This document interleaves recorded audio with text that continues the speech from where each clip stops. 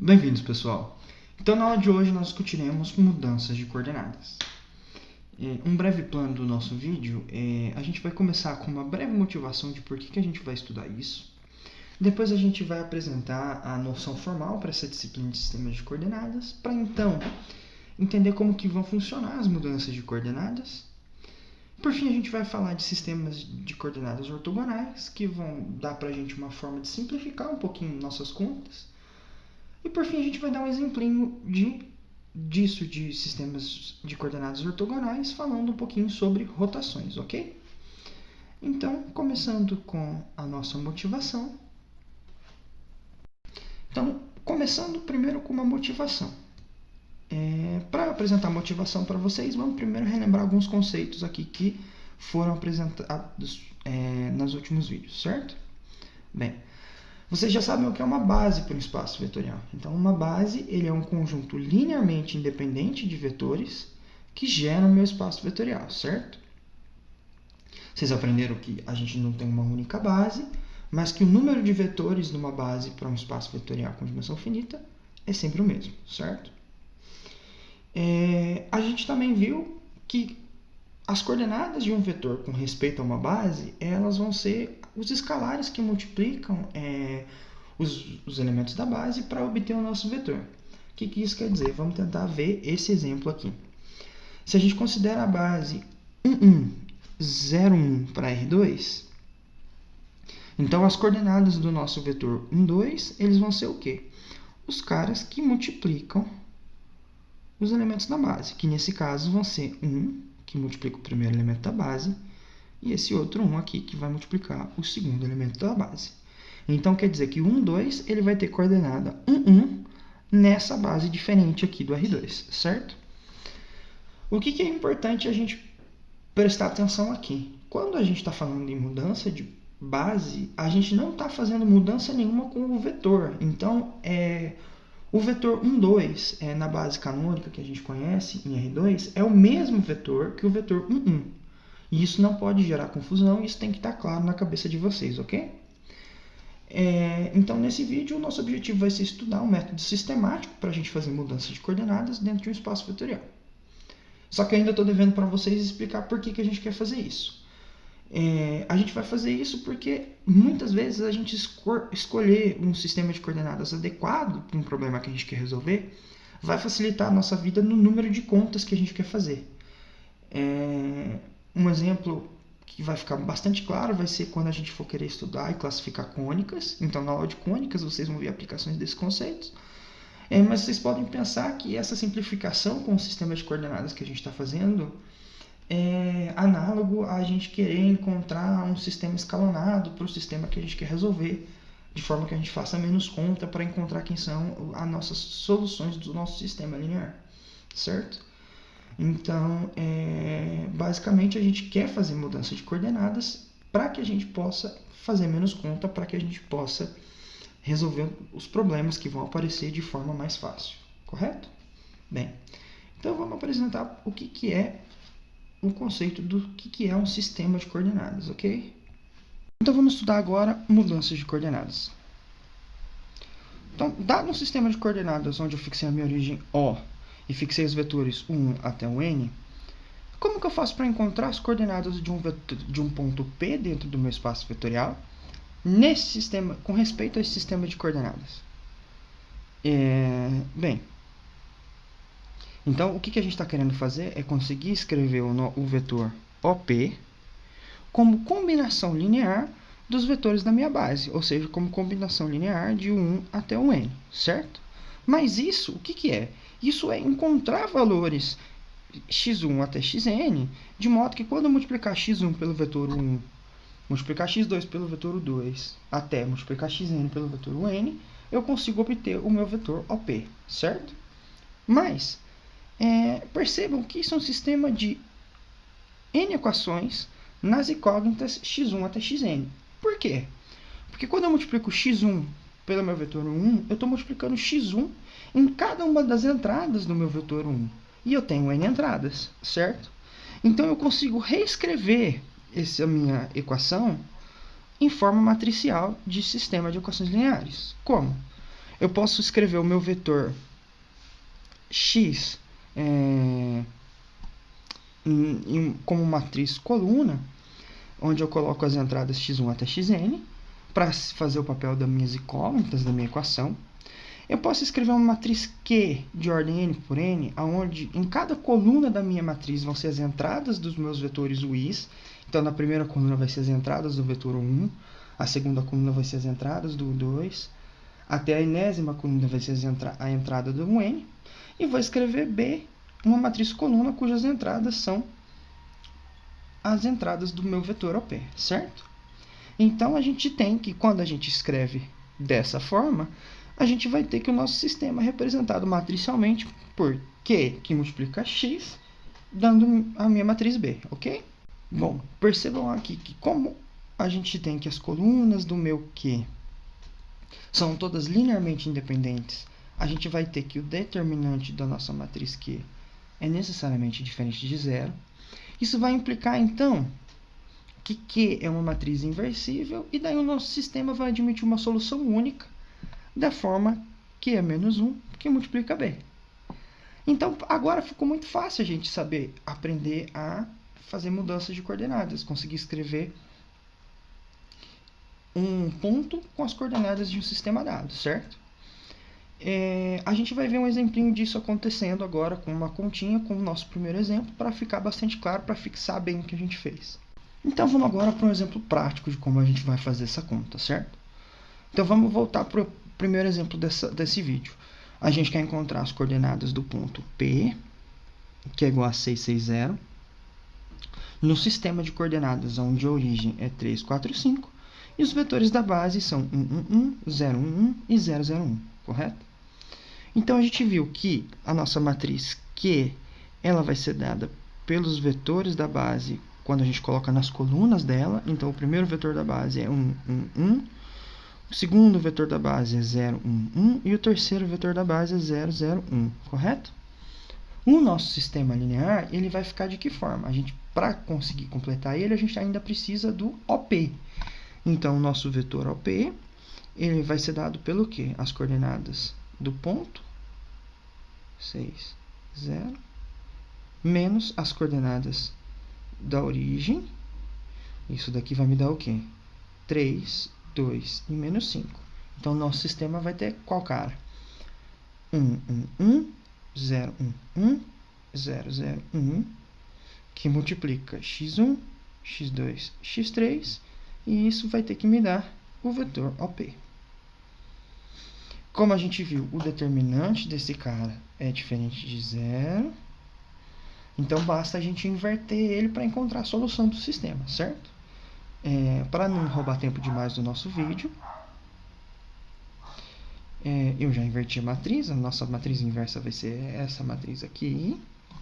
E, portanto, a solução do sistema vai ser a multiplicação da matriz Q é menos 1 inversa pelo vetor OP. E isso vai me dar exatamente 3 menos 1 menos 7, que são as coordenadas do nosso ponto P no sistema de coordenadas dado pelo problema, certo? Então, sem segredo aqui, essa continha a gente aprendeu a fazer. A única coisa que é mais chata computacionalmente é calcular quem é a matriz Q é menos 1. Então, será que a gente consegue encontrar matrizes em que isso é mais simples? Isso vai ser abordado na nossa próxima sessão. Bem, então vamos lá para o estudo de sistemas de coordenadas ortogonais, né? Então, primeiro lembra que quando a gente tem uma base, a gente fala em base ortonormal para um espaço vetorial, a gente está falando em uma base para o nosso espaço, no caso aqui em Rn, de modo que o produto escalar entre dois vetores da base é 1, se somente se os vetores são iguais, né? Então, o i escalar o j é igual a 1 se o i é igual a j, e o i escalar o j é igual a 0 se o i for diferente de j, ok? Bem, então o que a gente pode fazer? Se a gente pegar e construir uma matriz Q de ordem n por n, onde a gente coloca nas colunas as coordenadas dos nossos vetores uis, então a gente tem na primeira coluna as coordenadas do vetor 1, Na segunda coluna, a gente coloca as entradas do vetor 2 e assim até a enésima coluna. E a gente considera a matriz transposta, né, onde agora nas linhas a gente vai ter as entradas dos nossos vetores da base de vetor normal. A gente consegue ver que o produto dessas duas matrizes, da Q transposta com a Q, vai dar a matriz identidade. De forma que isso vai implicar que a matriz transposta, Q transposta, ela vai coincidir com a matriz Q inversa. Então, a gente não vai precisar fazer conta nenhuma. Quando a gente tem um sistema de coordenadas ortogonais, a gente não precisa fazer conta para descobrir quem é a matriz inversa. Basta pegar a nossa matriz transposta. Vamos fazer uma continha para entender o que está acontecendo.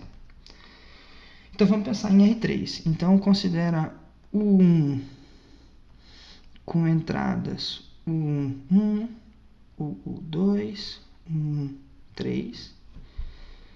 Vamos pegar o 2 como sendo o 2, 1, o 2, 2, o 2, 3 e o 3 como sendo o 3, 1, o 3, 2, o 3, 3. Só para a gente poder ver o que acontece. Então, se a gente pega a matriz Q,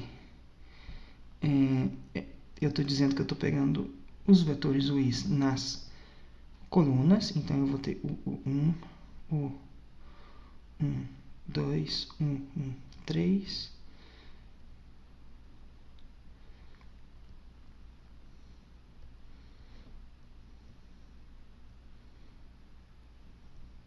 E com isso, a gente tem que Q transposta é igual a agora os vetores nas linhas.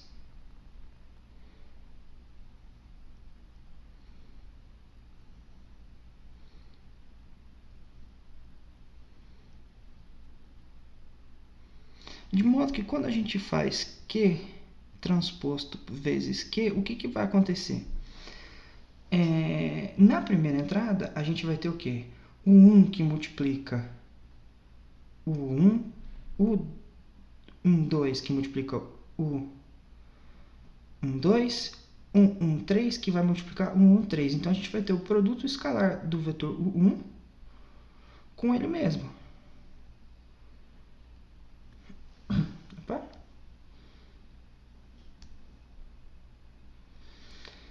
Na segunda linha e na primeira coluna, o que vai acontecer? A gente vai ter, vamos lá de cor aqui, a primeira linha da Q transposta, então esses caras que multiplicam a segunda linha, a segunda coluna da Q. Mas isso então vai me dar o produto escalar do meu vetor U1 com o meu vetor U2. Da mesma forma, quando eu fizer o meu vetor, a primeira coluna, a primeira linha, perdão, da minha matriz que é transposta, multiplicando a terceira coluna, a gente vai ter que a gente vai obter o produto escalar da nossa do vetor U1 com o vetor U3. Continuando da mesma forma, né, seguindo a mesma ideia, a gente vai ter agora, começando a partir da segunda linha da nossa matriz que é transposta, a gente vai ter o 2 escalar com 1, o 2 escalar com o 2, o 2 escalar com o 3, e do mesmo jeito, o 3 escalar com 1, o 3 escalar com o 2, o 3 escalar com o 3. Mas lembre-se que a gente pegou uma base ortonormal de R3, certo? Então, a gente sabe que esse sujeito e esse sujeito vão ser iguais a 1, e todos os outros, né, esses sujeitos iguais a 1, e todos os outros vão ter que ser iguais a 0. Então, a gente vai chegar exatamente na matriz identidade. Ok? Então, com isso, a gente mostrou que Q transposta vezes Q chegou na matriz identidade 3×3. Logo, a Q transposta ela é a matriz inversa da minha matriz Q. Bem, então, matrizes que satisfazem que a transposta dela é igual à inversa vão ser ditas matrizes ortogonais. Então, vocês sempre fiquem de olho nessas matrizes, ou na hipótese de algum problema que vocês estiverem resolvendo, se as matrizes são ortogonais, que vai ser muito mais fácil para vocês descobrir quem é a matriz inversa, ok? Bom, vamos agora então discutir rotações, e a gente vai ver como a matriz de rotação vai ser um exemplo particular de uma matriz ortogonal, ok? Bem, vamos começar com dois vetores 1, 1, 2, obtidos de 1, 0, 0, 1, por uma rotação de um ângulo θ, certo? Então, o que eu estou querendo dizer é o seguinte. Se a gente começa com a base canônica aqui de R2 para a gente, 1, 0 e 0, 1, eu vou chamar o meu vetor, aqui a gente vai rotacionar o meu 1, 0 de um ângulo θ, e vou chamar esse cara de U1. E eu vou rotacionar o meu vetor 0, 1 também por um ângulo θ, e vou chamar esse cara de U2. Bom, é claro que, uma vez que eu rotacionei, então meu vetor U1 ele continua tendo comprimento 1, a coordenada x agora do meu vetor U1 vai ser simplesmente cosseno de θ, e a coordenada y vai ser simplesmente seno de θ. Da mesma forma, a gente vai ter o quê? A gente vai ter o 2 agora como sendo a coordenada x. Eu vou ter cateto oposto dessa vez, certo? Então, como eu estou para cá, eu vou ter menos seno de θ. E como coordenada y, a gente vai ter cosseno de θ, ok? Bem, então com isso, a gente vê que o 1 ele vai ser simplesmente, como a gente escreveu, cosseno de θ seno θ, e o 2 vai ser menos seno θ cosseno θ.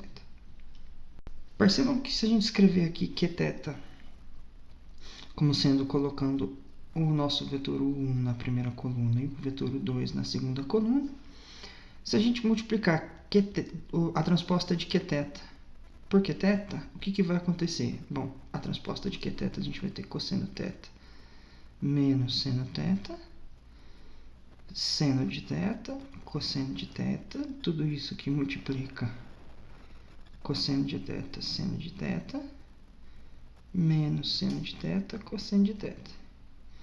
Então, aqui a gente vai ter o quê? Cosseno vezes cosseno, cosseno ao quadrado de θ, mais seno ao quadrado de θ. Depois a gente vai ter cosseno de θ menos seno de θ, mais cosseno de θ vezes seno de θ. Depois a gente vai ter menos seno θ, cosseno θ, mais